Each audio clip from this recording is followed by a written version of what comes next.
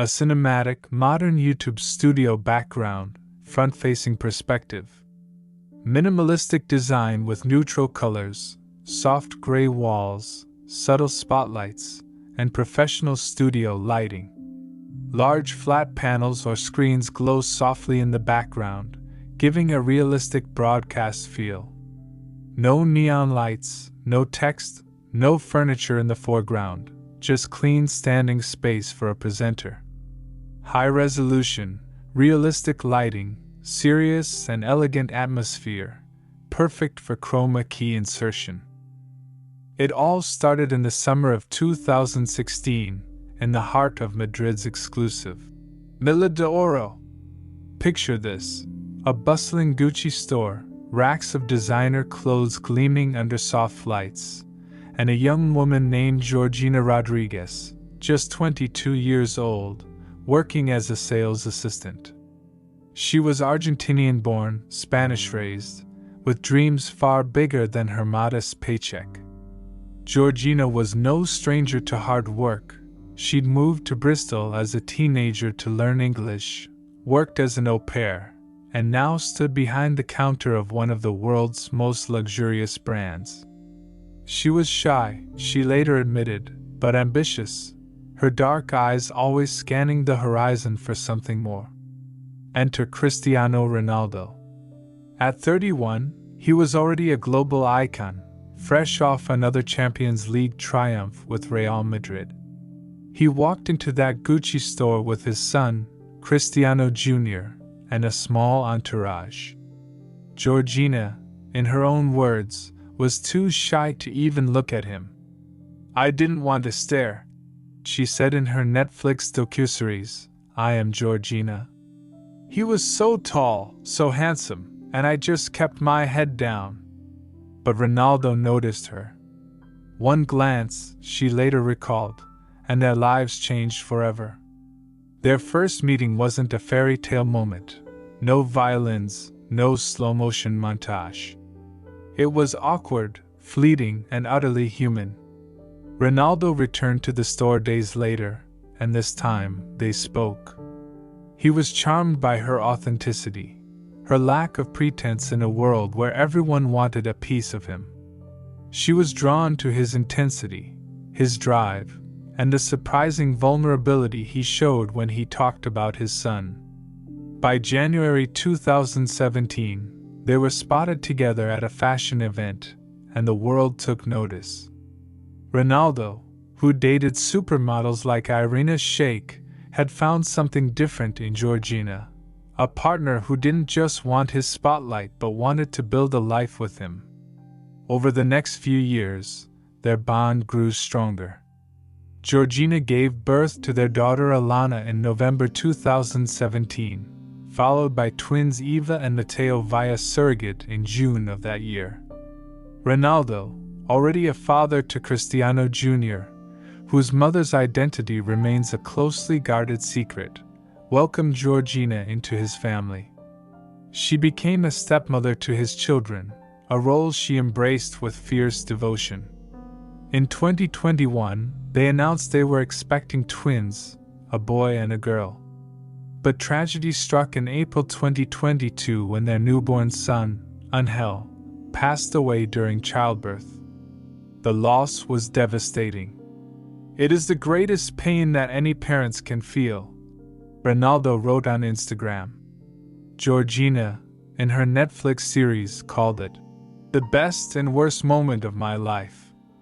Their daughter Bella, born alongside Angel, became a beacon of hope, a reason to keep going. Through it all, they faced the world together, moving from Madrid to Turin, then Manchester, and finally, in 2022, to Riyadh, where Ronaldo signed a staggering $700 million contract with Al Nassr. Georgina, now a model, influencer, and Netflix star in her own right, stood by him, raising their 5 children and navigating the complexities of fame. But there was always one question that lingered, one that fans, friends, and even Georgina herself couldn't escape. When would they get married? Now, here's where the story takes a turn. When Ronaldo and Georgina moved to Saudi Arabia in 2022, they weren't just stepping into a new chapter of their lives. They were stepping into a cultural and legal minefield. Saudi Arabia, as you know, is a conservative Islamic kingdom governed by Sharia law. Cohabitation outside marriage is illegal, punishable by fines, imprisonment, or even flogging in extreme cases. Hotels require marriage certificates for couples to share a room. Private residences are subject to the same rules. For ordinary citizens, breaking these laws can mean public shame or worse. So how did Ronaldo, the most followed person on Instagram with over 660 million followers, and Georgina, a global influencer with her own Netflix show, managed to live together in Riyadh with their 5 children, unmarried, without facing consequences? The answer lies in a delicate dance of privilege, power, and quiet exceptions. According to reports from the Spanish news agency EFE, Saudi authorities made an unofficial leniency for Ronaldo, a decision that sparked whispers of favoritism. 2 Saudi lawyers told EFE, "The laws still prohibit cohabitation without a marriage contract, but the authorities have begun to turn a blind eye for foreigners, especially someone like Ronaldo." Another lawyer added, "They don't interfere unless there's a problem or a crime." But this leniency didn't come without tension. Ronaldo's arrival in Saudi Arabia was a coup for the kingdom's Vision 2030, a plan to modernize and diversify the economy through sports and entertainment. His presence brought global attention, tourism, and a softer image for a country long criticized for its human rights record. Yet, for some Saudis, Ronaldo and Georgina's unmarried status was a glaring contradiction. Social media buzzed with memes and comments, some joking that Ronaldo had to work 2 years in Saudi to afford marriage, others questioning why a couple so publicly in love hadn't tied the knot. One ex-post from March 2025 put it bluntly, "Ronaldo should have married Georgina by now. It's been more than 8 years, and he should have gotten that click before having kids with her." Georgina herself wasn't immune to the pressure. In I Am Georgina, she laughed off her friends teasing about marriage, saying, "They're always joking about the wedding. Since Jennifer Lopez's song El Anillo came out, they started singing it to me. And well, it's not up to me." But there was a wistfulness in her voice, a hint of longing. Ronaldo, meanwhile, was cryptic. In a 2022 interview with Piers Morgan, he said, "I always tell her, when we get that click. It could be in a year, 6 months, or a month. I'm 1000% sure it'll happen." That click became a mantra, a promise that kept fans guessing. But behind the scenes, there were whispers of deeper reasons for the delay.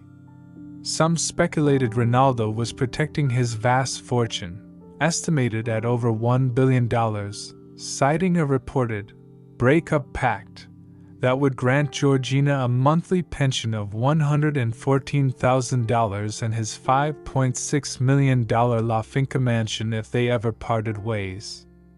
Others pointed to a darker shadow, a 2009 rape allegation by Catherine Mayorga, which resurfaced in 2017 via football leaks and led to a settled lawsuit in 2010. Though no criminal charges were filed, the case lingered in the public eye, with Mayorga's lawyer arguing in 2022 that Ronaldo's team had breached confidentiality agreements. Could this legal battle have made Ronaldo hesitant to marry, wary of entangling his personal and financial life further? As 2025 dawned, the pressure mounted. Ronaldo, now 40, was nearing the end of his legendary career. His contract with Al Nassr, extended to 2027, made him the highest-paid athlete in the world. Georgina, at 31, was thriving, her Netflix show, her modeling career, her 50 million Instagram followers. Yet, the question of marriage loomed larger than ever, especially in a country where their very lifestyle challenged the status quo. Would they defy tradition forever, or was the click finally coming? Fast forward to August 11th, 2025. I'm sitting in my office, scrolling through Instagram, when Georgina's post hits my feed. That ring, my God, that ring. A 40 to 50 carat oval cut diamond, flanked by 2 triangle cut stones, sparkling like a supernova. Experts estimated its value at $3 million to $7 million, with some comparing it to Mariah Carey's 35 carat emerald cut ring from 2016. The caption, "Yes, I do. In this and all my lives," was pure poetry, a declaration of eternal love. Ronaldo's hand, strong and steady beneath hers, sealed the moment. The world went wild. Social media erupted. Kim Kardashian liked the post. Piers Morgan tweeted, "Wishing them as much success in marriage as Ronaldo's had on the pitch."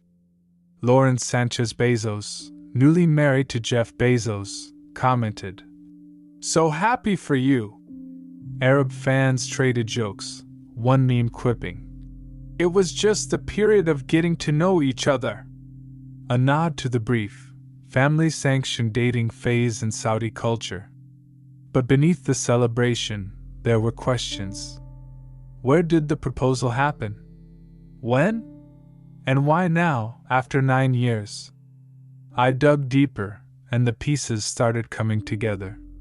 Sources close to the couple told The Sun that Ronaldo had been planning the proposal for months, wanting to make it so special for his special one. He reportedly showered Georgina with gifts worth £270,000, including a Porsche Taycan and luxury handbags, to celebrate. They were spotted relaxing on a yacht in Spain, Ronaldo's bronzed arm around Georgina as their kids played nearby. It was a moment of joy, but I couldn't shake the feeling that something bigger was at play. In Riyadh, the engagement raised eyebrows. The New York Times reported that the announcement highlighted the fact that the couple were not married and had been living with their children in the Saudi city for 2 years.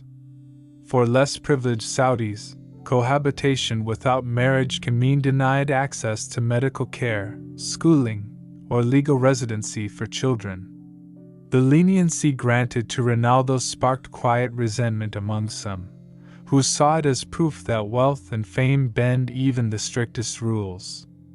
One Saudi woman, speaking anonymously to a local outlet, said, "If I tried to live with my partner like that, I'd be in jail. But for Ronaldo, it's fine?" The double standard stung. Yet, for others, the engagement was a symbol of progress. Saudi Arabia's Vision 2030 has loosened some restrictions. Women can now drive, attend concerts, and travel without male guardians.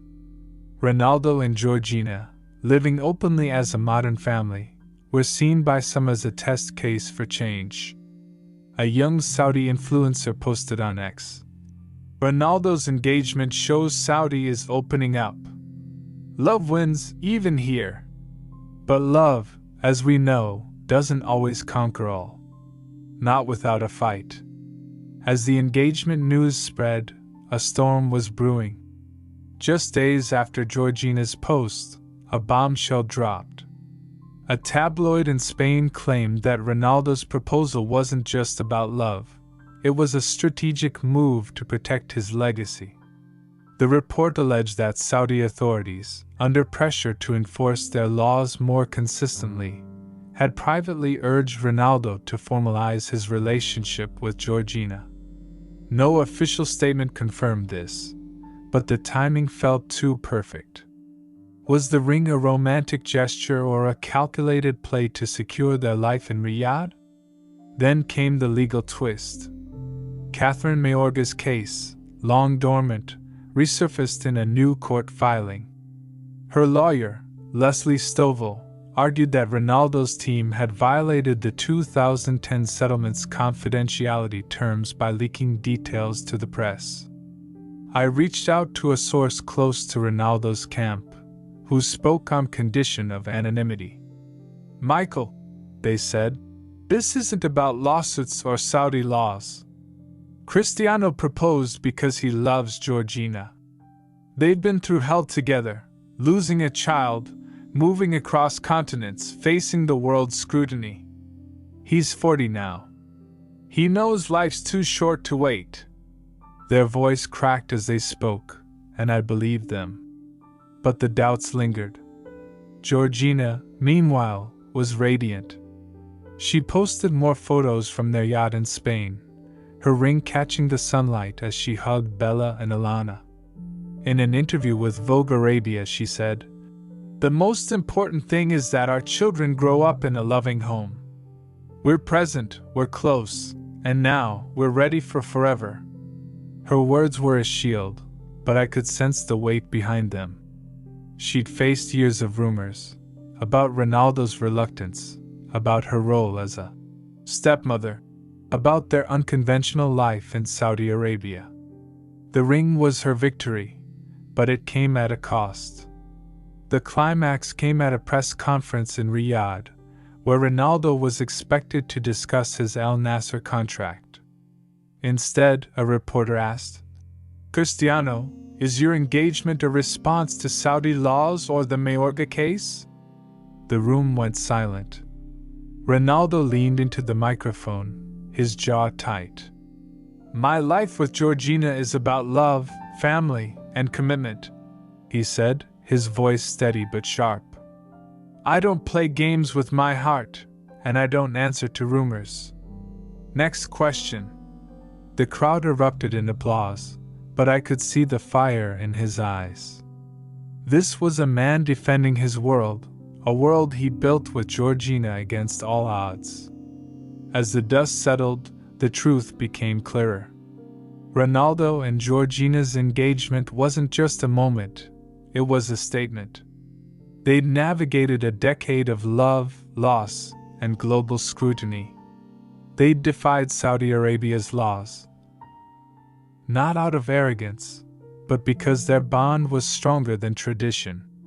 The ring, estimated at $6.6 million by jeweler Inaki Torres, was more than a status symbol.